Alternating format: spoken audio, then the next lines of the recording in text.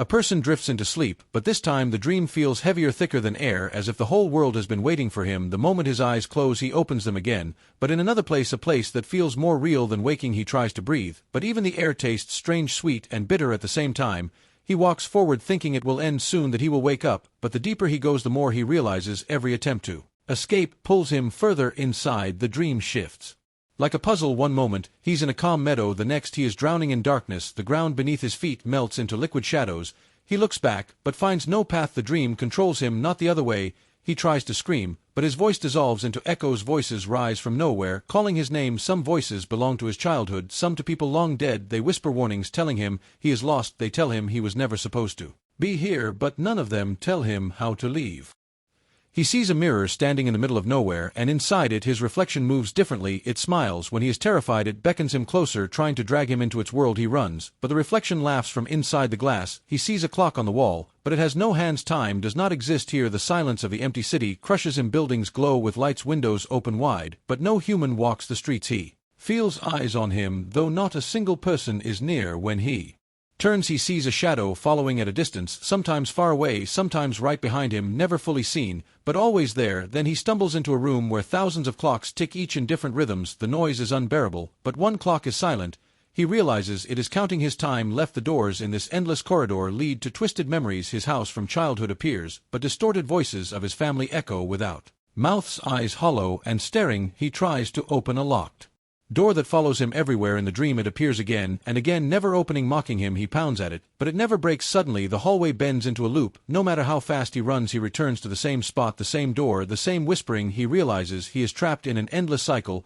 He meets a stranger who knows him, every secret, every hidden fear, every lie and truth, but the stranger's face is blank, and the longer he stares, the more he feels it might be his own faceless self watching from outside his body. Objects around him flicker, people glitch, landscapes twist like broken glass. He feels his mind cracking. Then he reaches a giant lake, its water black, and deep inside he sees people struggling, drowning, faces pressed against the surface as if screaming for help. He touches the water and it whispers, sleep forever. He stumbles back only to find himself in a massive room filled with masks, hundreds of faces hanging from walls. One mask suddenly blinks, eyes rolling toward him. He runs through corridors, collapsing bridges, every step making the ground behind him vanish. The only way is forward, forward into the unknown.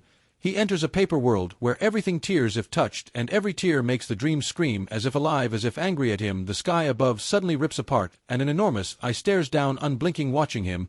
He feels like a puppet trapped in its gaze. He runs again into an endless fall, never hitting the ground, forever sinking through shadows. He finally lands in a city again, but this one is backwards. People walk backward, speak backward. Time itself runs in reverse. His mind twists until he no longer knows what is real. In another moment, he finds a book lying in the middle of the dream. It writes itself page by page, each line describing exactly what he is doing right now. When he flips to the last page, it is blank, waiting for the ending, waiting for him. He begins to believe he will never escape. The shadow behind him is breathing closer, closer, but he dares not turn back. His body trembles, his mind screams, but still he pushes on. Then suddenly he wakes up in his bed, sweat pouring down, relief filling his chest. He breathes, he touches the blanket, he whispers, finally awake. But when he looks in the mirror, his reflection does not copy him. Instead it leans forward with a smile and whispers, you are still dreaming.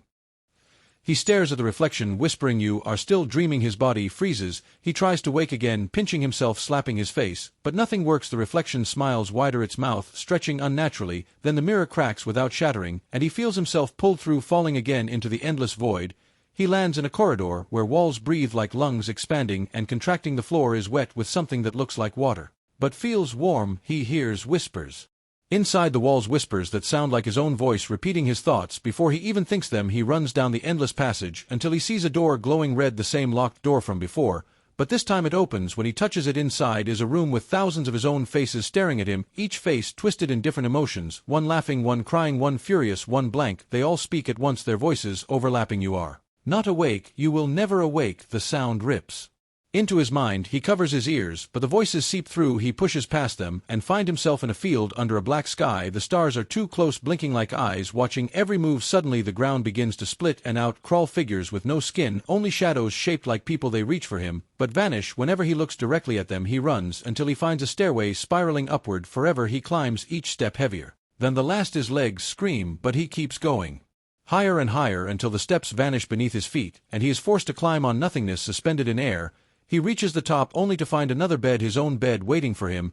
He lies down hoping to wake, but when he opens his eyes he is in a hospital hallway, lights flickering, machines humming, no one around. He hears footsteps behind him, but when he turns the hallway stretches longer and longer, the footsteps grow closer, he runs. The hallway bends, twisting into impossible angles, walls shifting like liquid. Suddenly a faceless nurse appears pointing at a door. He hesitates, but opens it. Inside is his school classroom, empty except for a single desk with a note. The note reads, "You died here." He drops it trembling, but the classroom dissolves around him into flames. Fire licks the walls, but does not burn him. Instead it whispers his secrets, things he buried deep. The fire laughs, and he runs again. He finds himself in an underground cave glowing with strange blue light. Stalactites drip liquid that forms words on the floor. The words say, "You belong to the dream." He tries to escape, but the cave walls move, closing, and the ceiling lowers, pressing him into the dirt until he cannot breathe. Then he bursts upward, gasping, only to find himself floating in the night sky above a city, lights glowing below. But when he looks closer, every light is an eye staring up at him, blinking in unison. The city breathes like a living creature. He falls again,